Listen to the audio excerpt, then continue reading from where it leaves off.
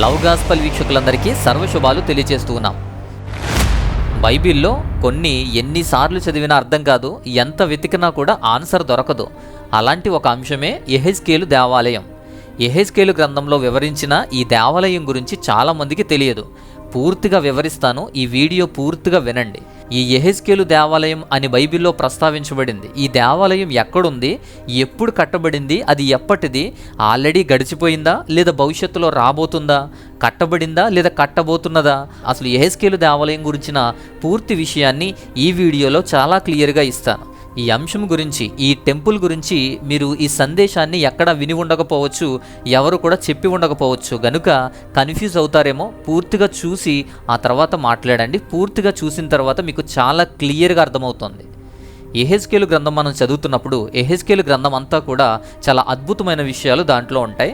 ఆఖరిలో దేవాలయం గురించి మాట్లాడతారు. ఆఖరిలో ఉన్నటువంటి ఆ దేవాలయ వ్యవహారాల గురించి కూడా వివరించబడింది. యెహెజ్కేలు గ్రంథం మనం చూస్తున్నప్పుడు 39వ అధ్యాయంలో స్టార్ట్ అవుతుంది ఈ విషయం గురించి. 48వ అధ్యాయం వరకు, అంటే 39 నుంచి 48వ అధ్యాయం వరకు 9 అధ్యాయాలు ఈ దేవాలయం గురించి వివరించబడింది. అక్కడ ఆ వివరణ, ఆ దేవాలయం గురించినటువంటి విషయాలు ఆ 9 అధ్యాయాల్లో కూడా ఉంటాయి. యెజ్రెయేలు ప్రజలంతా బబులోను చెరలో ఉన్నప్పుడు యెహెజ్కేలుకు దర్శనం ద్వారా దేవదూత కనిపించి, ఆ దూత యెహెజ్కేలును తీసుకొని దేవాలయాన్ని చూపించి, దానిలో ప్రతిదాన్ని వివరించి, ఆచారాలన్నీ చూపించి వివరంగా చెప్తాడు. దేవదూత యెహెజ్కేలుకు దేవాలయం అంతా చూపించి, గోడలు, గుమ్మాలు, కోర్టులు, కొలతలతో సహా కొలిచి మరీ అన్నీ వివరిస్తాడు దేవదూత. అలాగే యెహెజ్కేలు గ్రంథంలో 10వ అధ్యాయంలో ముందు ఒక దర్శనంలో కూడా దేవుని మహిమ మందిరంలో నుంచి వెళ్ళిపోయినట్టు ఆ అధ్యాయంలో కూడా 10వ అధ్యాయంలో కూడా మందిరం కోసం చూస్తాం.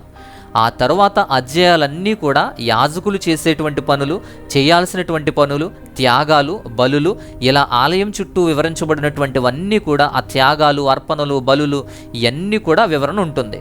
ఆ దేవాలయంలో ఒక వ్యక్తికి ప్రత్యేకమైన స్థానం ఉంటుంది. అధికారి అని తెలుగు బైబిల్లో, ప్రిన్స్ అని ఇంగ్లీష్ బైబిల్లో ఉంటుంది. సో ప్రిన్స్ లేదా అధికారి అనే వ్యక్తికి ప్రత్యేకమైనటువంటి స్థానం ఉంటుంది. ప్రత్యేకమైన విషయాలు వ్రాయబడ్డాయి. ఆ దేవాలయ గుమ్మం క్రింద నుంచి ఒక నది ప్రవహిస్తూ ఉంటుంది. వివిధ గోత్రాలకు చెందినటువంటి భూ కేటాయింపులు, ఆ అంశాలన్నీ కూడా వివరించబడి యెహెజ్కేలు గ్రంథం ముగుస్తుంది అంతటితో. చివరి 9 అధ్యాయాలు కూడా దేవాలయం కోసమే వర్ణించబడ్డాయి. దేవాలయం చుట్టూనే ఆ మాటలు వివరించబడ్డాయి. అది మనం చదువుతున్నప్పుడు పాత నిబంధన గ్రంథంలో, ఓల్డ్ టెస్టమెంట్లోనే అత్యంత కష్టమైన ప్రకరణలు అవి, అత్యంత క్లిష్టమైనవి, అర్థం చేసుకోవడానికి కష్టమైనవి, అలాంటి వచనాలు అవన్నీ. అయితే ఇక్కడ ప్రాముఖ్యంగా దేవాలయం కనబడుతుంది. ఈ దేవాలయం అనేది ఎక్కడుంది, ఎప్పుడుంది, ఈ యెహెజ్కేల్లో వ్రాయబడినటువంటి వచనాలన్నీ కూడా, ఈ ప్రకటనలన్నీ కూడా ఎప్పుడు నెరవేరాయి అనేది గుర్తించడం కూడా చాలా కష్టంగా మారింది. ఈ ప్రవచనం జరిగిపోయిందా, జరగబోతుందా, అసలు ఏ మందిరం అది అనేది చాలా అంతు చిక్కని ప్రశ్నలా మిగిలిపోయింది. ఇది జరిగిపోయిందా, జరగబోతుందా, ఎక్కడ కట్టబడింది, అది భవిష్యత్తులో వచ్చేదా ఏంటి అనేది కాస్త క్లియర్గా మనం చూద్దాం. ఫస్ట్ థింగ్ ఏంటంటే, ఇది మొదటి దేవాలయం అంటే సొలొమోను ద్వారా కట్టబడినటువంటి దేవాలయమా అనేది ఆలోచిస్తే, ఇది సొలొమోన్ కట్టించినటువంటి దేవాలయం అనుకుందామంటే సొలొమోన్ దేవాలయం కాదు. యెహెజ్కేలు దేవాలయ దర్శనం చూసేటప్పుడు, అంటే దాదాపు క్రీస్తు పూర్వం 573 ఆ సంవత్సరంలో, ఆ టైంలో యెరూషలేంలో దేవాలయం అనేదే లేదు. అంతకుముందు మొదటి దేవాలయం కట్టేశారు. నెబుకద్నెజరు ధ్వంసం చేసి ఆ దేవాలయాన్ని కూల్చేశాడు. సో యెరూషలేములో అప్పటికి దేవాలయం లేదు. లేని టైంలో ఈ దర్శనం వచ్చింది. కాబట్టి ఆల్రెడీ పడగొట్టబడినటువంటి దేవాలయం కాదు ఈ దర్శనం. ఈ దర్శనం మొదటి దేవాలయానికి, రెండవ దేవాలయానికి మధ్యలో వచ్చిన దర్శనం. కాబట్టి ఇది మొదటి దేవాలయ ప్రస్తావన అయితే కాదు. ఆ మొదటి దేవాలయానికి కూడా చాలా వ్యత్యాసం ఉంటుంది. ఇక రెండవ దేవాలయం ఏంటి? రెండవ దేవాలయం యెరూషలేము యొక్క రెండవ దేవాలయం, జెరుబ్బాబెలు నిర్మించినటువంటి రెండవ యెరూషలేము దేవాలయం.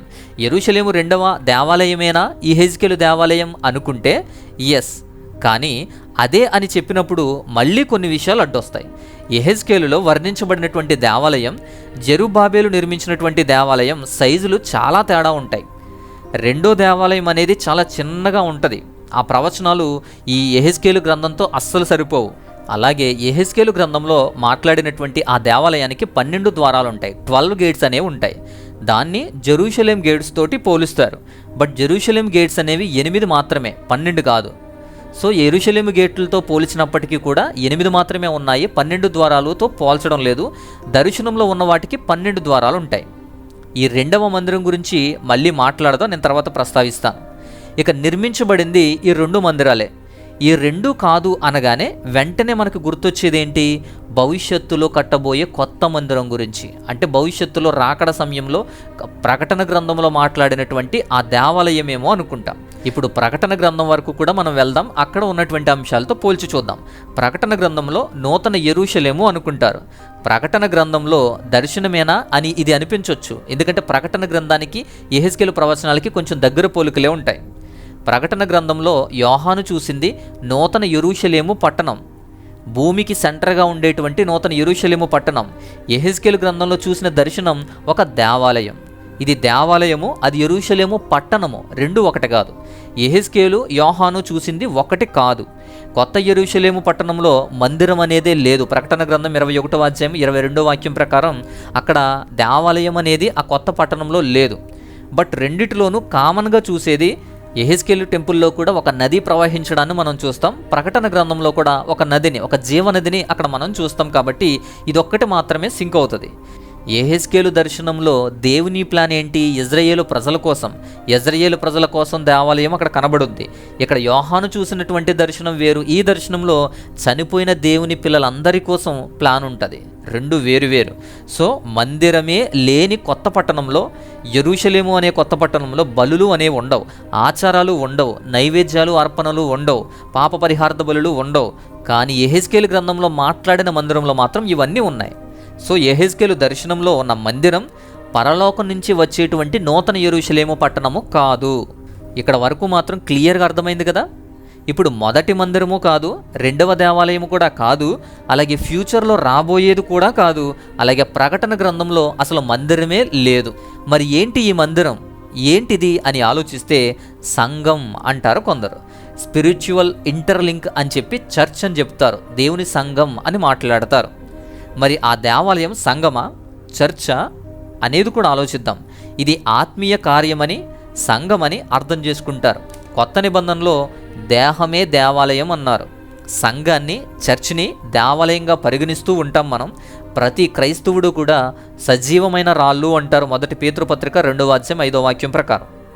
ఆత్మ సంబంధమైన బలులు అర్పించుటకు పరిశుద్ధ యాజకులుగా ఉండునట్లు మీరు సజీవమైన రాళ్లవలే నుండి ఆత్మ సంబంధమైన మందిరముగా కట్టబడి ఉన్నారు అంటారు 1 పేతురు పత్రికలో 2వ అధ్యాయం 5వ వాక్యంలో. అలాగే 1 కొరింథీ పత్రిక 3వ అధ్యాయం 16వ వాక్యం ప్రకారం మీరే దేవుని ఆలయం అంటారు. అక్కడ జరిగే బలిపీఠాలు, బలులు, యాజకులు ఇవన్నీ ఆత్మీయ అర్థంతో ఉంటాయని చెప్పి వివరిస్తారు.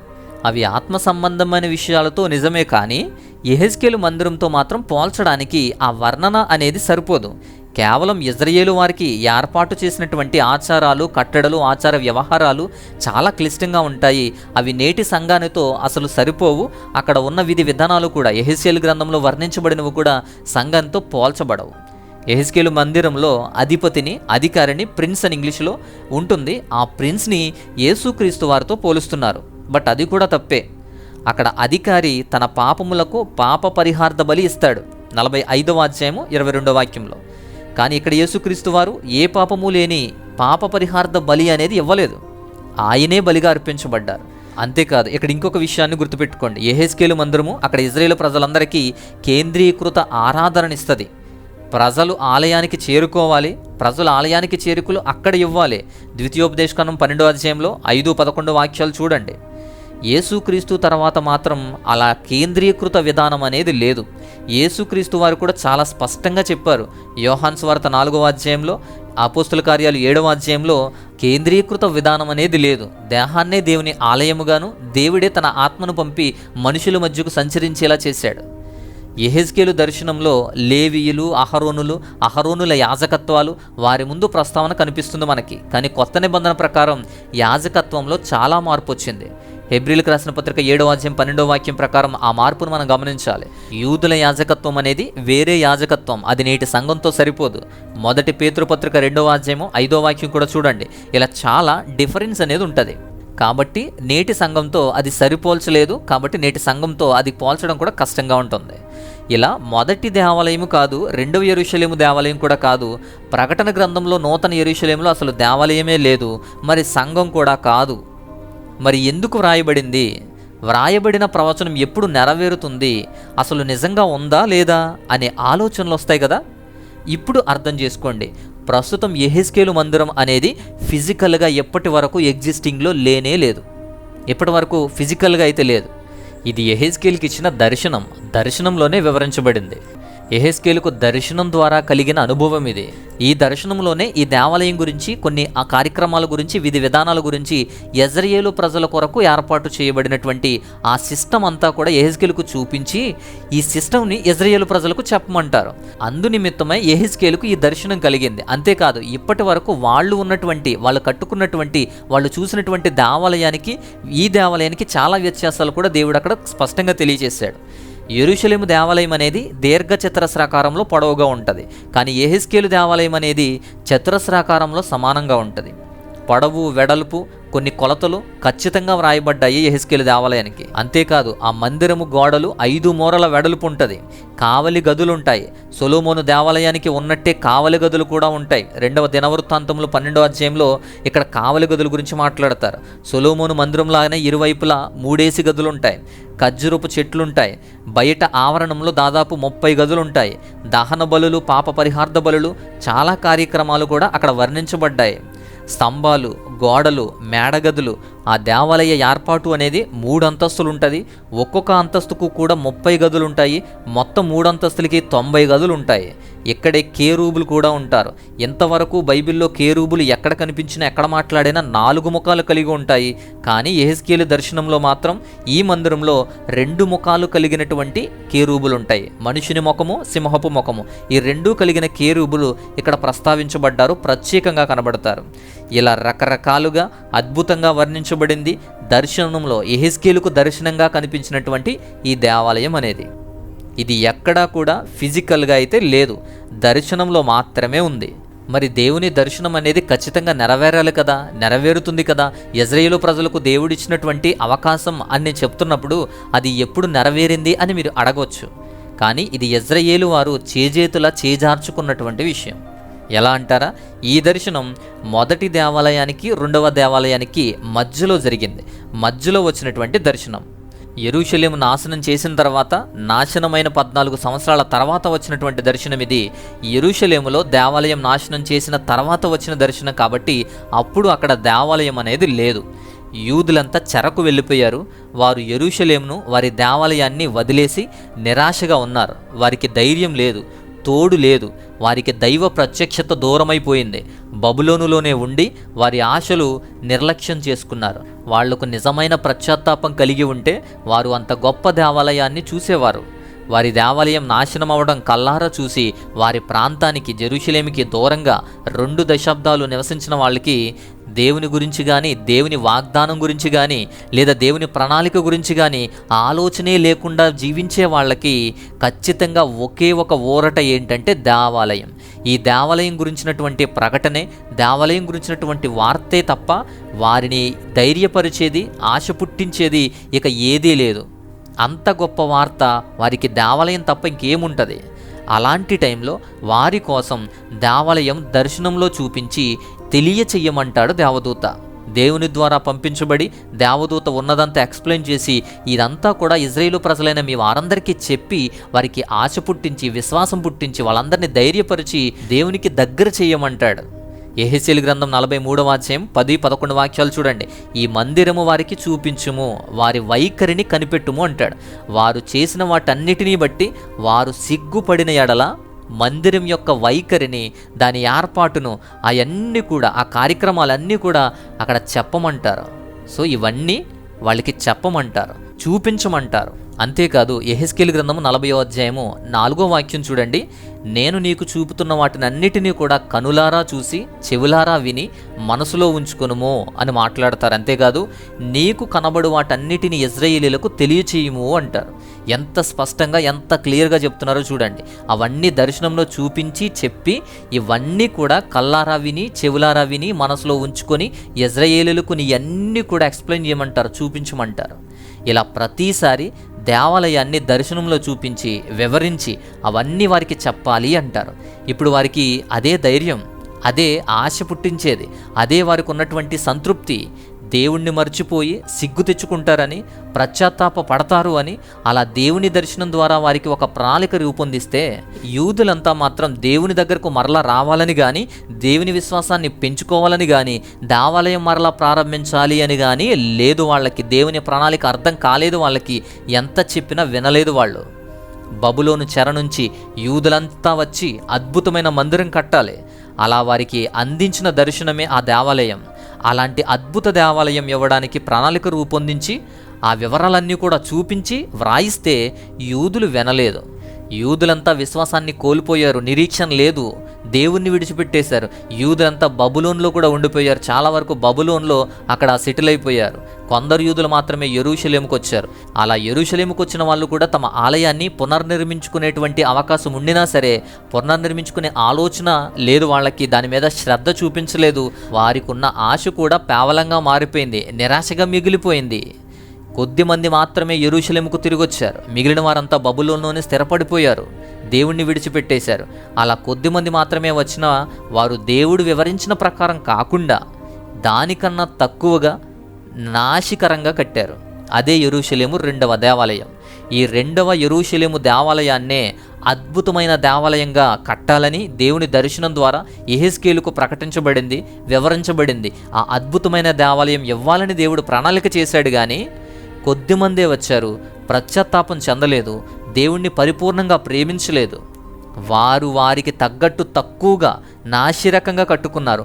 ప్రత్యక్షపు గుడారము మొట్టమొదటి దేవాలయం ఎలా అయితే కట్టారో అలా కట్టినట్టే వారు కట్టేసుకుంటున్నారు తప్ప దేవుని ప్రకటనను నిర్లక్ష్యం చేశారు. అందువలనే యెహెజ్కేలు దేవాలయం దర్శనంలోనే ఉండిపోయింది, ఎగ్జిస్టింగ్లోకి రాలేదు. అందుకోలేకపోయారు ఇజ్రాయేలు ప్రజలు, కట్టలేకపోయారు. కట్టాలనే ఆశ లేదు. దర్శనంలో చూపించిన మందిరాన్ని వాళ్ళు కట్టుకోలేదు. అందుకే అది ఫిజికల్గా ఎగ్జిస్టింగ్లోకి రాలేదు. అలా దర్శనంలోనే ఉండిపోయింది, వాక్యాల రూపంలోనే ఉండిపోయింది. ఇజ్రాయేలు ప్రజలు కోల్పోయారు. అది దేవుడు ప్రణాళికని వద్దనుకున్నారు, నిర్లక్ష్యం చేశారు. పేవలంగా మార్చుకుని వాళ్ళకు తగ్గట్టు వాళ్ళకు వచ్చిందే కట్టుకున్నారు తప్ప దేవుడిని విశ్వసించలేదు. అయితే యూదులు ఆ మందిరాన్ని పునర్నిర్మించాలి అని చెప్పి మూడవ యెరూషలేము దేవాలయం కట్టాలని చూస్తున్నారు. అయితే ఈ మూడవ దేవాలయం ఈ దర్శనంలో చూపించిన విధంగా వారు నిర్మించుకోవచ్చు. అది అవ్వచ్చు, కాకపోవచ్చు. ఎందుకంటే దేవుని నిబంధన తర్వాత మారిపోయింది. కానీ ఇజ్రాయేలు వారు, ఆ యూదులు మాత్రం వారికి తగ్గట్టు వాళ్ళు కల్పించుకుని, వారికి తగ్గట్టు వారు నిర్మించుకుని ఉన్న దేవాలయం కూడా కోల్చబడింది, పడగొట్టబడింది. ఆ తర్వాత ఇప్పుడు కూడా వారికి దేవాలయం లేకుండా పోయింది. ఇప్పుడు మరలా మూడవ యెరూషలేము మందిరం కట్టాలని చూస్తున్నారు కదా. అది ఈ యెహెజ్కేలు దర్శనంలో కలిగిన విధి విధానాలతోనూ, యెహెజ్కేలు దర్శనంలో వర్ణించబడినటువంటి అలాంటి ప్రకరణలతోనూ వీళ్ళు కట్టాలి అని చూస్తున్నారు. బట్ అది ఎంతవరకు అవుతుందో, యెహెజ్కేలు దేవాలయాన్ని నిర్మిస్తారో లేదో కూడా మనకు తెలియదు. దేవుడు చూపించిన పరిపూర్ణ దేవాలయం ఇంతవరకు కట్టలేదు. అలా సంపూర్తిగా మూడవ దేవాలయం కట్టాలని, అలా కట్టబడుతుందని యూదులు నమ్ముతున్నారు. వారి నమ్మకం అది. అది అవుతుందో లేదో మనకు తెలియదు. ఎందుకంటే ఇది ప్రవచనమేమీ కాదు, వారికి వివరించడానికి దర్శనం ద్వారా, ఆ ఆలయ ప్రణాళిక ద్వారా వారికి సందేశం ఇచ్చి ఆయన చెప్పాల్సింది, చేయాల్సింది చెప్పారు. కానీ వారే నోచుకోలేదు దానికి. దేవుడు ఒక మంచి అద్భుతమైన ప్రణాళికతో ఒక గొప్ప మేలులు ఇవ్వాలని చూస్తున్నప్పుడు మనమే మన అవసరాల కోసం కొంచెంతో చాలని, దొరికిన దాన్ని పోగొట్టుకోకూడదని సరిపెట్టేసుకుంటాం. అక్కడితో మనం ఆగిపోతాం. అప్పుడు ఇజ్రాయేలు ప్రజలు చేసింది కూడా అదే చేశారు. రెండవ మందిరంగా కట్టాలి, మీకు ఇవ్వాలి అని ఒక అద్భుతమైనటువంటి సిస్టాన్ని యెహెజ్కేలు ద్వారా తెలియచేశారు. కానీ రెండవ మందిరాన్ని వాళ్లే కట్టేసుకున్నారు. అది వారికి ఏర్పాటు చేసిన ప్రణాళిక, దర్శన రూపంలో చూపించారు. వారు అది కోల్పోయారు. ఎప్పటికీ కూడా అది వారికి అందలేదు, అంతలా కోల్పోయారు. ఎప్పటికీ కట్టబడలేదు. నేడు నూతన నిబంధన ద్వారా ఆత్మీయత మార్చబడింది. నేడు దేవాలయం అవసరం లేదు. దేవాలయ విధానము, యాజకత్వ విధానము, అలాగే నిబంధనలు కూడా మార్చబడ్డాయి, నూతన నిబంధనగా మార్చబడ్డాయి. ఆత్మీయతను దేవుడు అందరికీ అనుగ్రహించాడు. సెంట్రలైజ్డ్ సిస్టమ్ నుంచి డీసెంట్రలైజ్డ్ సిస్టాన్ని దేవుడు అందరికీ అనుగ్రహించాడు. సో ఇలాంటి ఆత్మీయతను, దేవుని రక్షణని ఈ యూదులు అందుకోలేక, ఈ ఇజ్రాయేలు ప్రజలు ఎప్పటికీ అందుకోలేక, ఇంకా దేవాలయం లాంటిది ఏదో ఒకటి వస్తుందని, దేవాలయం లాంటిది ఇంకోటి ఏదో కట్టాలి అని ఎదురు చూస్తున్నారు. యూదులు మాత్రం 3వ దేవాలయం కట్టాలి అనే వాటి కోసం ఎదురు చూస్తున్నారు. అలా కట్టాలి అని ఆశించేదాన్ని యెహెజ్కేలు గ్రంథంలో వర్ణించబడిన దానిగా వాళ్ళు కట్టుకోవాలని చూస్తున్నారు. బట్ అది కూడా ఎంతవరకు అవుతుందో మనకు తెలియదు. సో యెహెజ్కేలు దేవాలయం అనే దాని గురించిన పూర్తి వివరణ ఇది. మీకు క్లియర్గా అర్థమైంది కదా. యెహెజ్కేలు దేవాలయం వెనుకున్నటువంటి సత్యాలు ఇవన్నీ. ఒక మందిరం గురించి దేవుడు తెలియచేసిన తర్వాత యెజ్రెయేలు ప్రజలు దాన్ని ఎలా పోగొట్టుకున్నారో మనం దాన్ని అర్థం చేసుకుని ఆయన గొప్ప మేలులు మనం అలా పోగొట్టుకోకూడదని దేవుని యొక్క కాలాన్ని, దేవుని యొక్క ప్రేమను మనం అర్థం చేసుకోవాలి. ఇప్పుడు ఈ అంశం గురించి, ఈ విషయాల గురించి మీకు బాగా అర్థమైంది కదా. ఇప్పుడు చూడండి, ఆ యొక్క అధ్యాయాలు మరలా చదవండి. చాలా అద్భుతంగా ఇప్పుడు నేను చెప్పిన వివరణ అంతా కూడా మీకు ఆల్రెడీ మైండ్లోకి వెళ్ళింది కాబట్టి ఇప్పుడు క్లియర్గా చక్కగా అర్థమవుతుంది. యెజ్రెయేలు ప్రజలకు కోట్ చేయండి, చాలా అద్భుతంగా ఉంటుంది. సో ఇంత వివరణ ఇదంతా చాలా క్లియర్గా అందించాను అనుకుంటున్నాను. నచ్చితే లైక్ చేయండి, అలాగే ఈ అద్భుతమైన విషయాన్ని ఇతరులు కూడా షేర్ చేయండి, వాళ్ళు కూడా నేర్చుకుంటారు. ఇదే సువార్త. దేవుని ప్రణాళికకు వారు నోచుకోలేదు. కానీ ఇక్కడ ఇంకొక అద్భుతమైన విషయం ఏంటో తెలుసా? ఇప్పుడు 3వ దేవాలయం కూడా ఎందుకు అవసరమో తెలుసా? క్రైస్తవులకి ఎందుకు అవసరం, యూదులకి ఎందుకు అవసరం అనే విషయాన్ని 3వ వీడియో ద్వారా కూడా నేను చేస్తాను. సో దాని తర్వాత పార్ట్ ఇంకొక వీడియో ద్వారా నేను చేస్తాను. దీంట్లో ఏదైనా సందేహాలు ఉన్నా లేదా మీ ప్రార్థన అవసరతలు ఏమైనా ఉంటే స్క్రీన్ మీద వాట్సాప్ నెంబర్కి మీరు ప్రార్థన అవసరతలను అడగండి, మీ సందేహాలను అడగండి. అలాగే సహాయ సహకారాలు ఏమైనా పంపించాలనుకుంటే స్క్రీన్ మీద డీటెయిల్స్ ఉన్నాయి, మీ సహాయాన్ని పంపించండి. ఇదంతా మీకు క్లియర్గా అర్థమైంది అనుకుంటున్నాను. మరొక అద్భుతమైనటువంటి విషయంతో మరొక వీడియో ద్వారా నేను మరలా వస్తాను. అంతవరకు దేవుని మహా ఉన్నతమైన కృప కాపుదల మీ అందరికీ తోడయుండి బలపరచునుగాక. ఆమెన్.